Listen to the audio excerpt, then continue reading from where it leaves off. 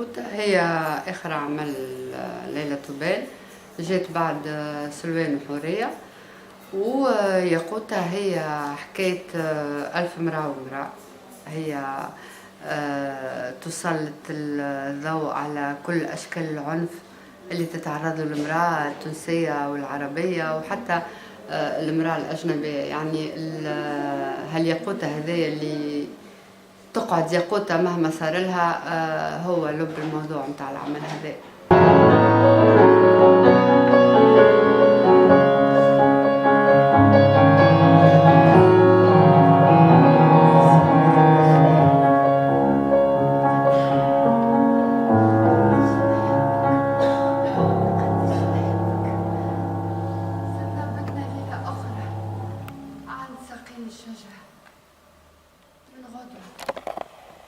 قبل صلاة الفجر حطيتها قدام عتبة جامع، جرحت صبعي وبمساك شكلت ورقة في الفراشية المهدرجة كتبت عليها بدمي ياقوتة، اسمها ياقوتة.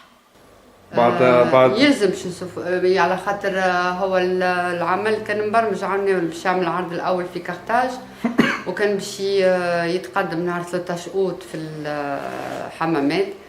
نعرفوا الناس الكل اللي عملناه للمهرجانات تلغات على خاطر كورونا. السنة من حق ياقوتة كوني تكون في المهرجانات هذه.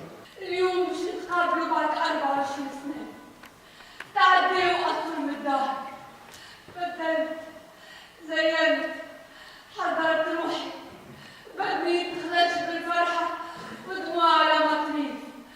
أنا خارجة نلقاه في فم البيت ما نعرفش كيفاش نسمعه وطول بدا يضرب يضرب يضرب يضرب كشاف شوف زقاته تتناطر.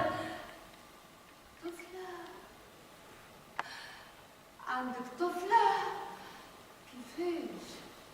وقتاش؟ منين؟ شكون أبوها؟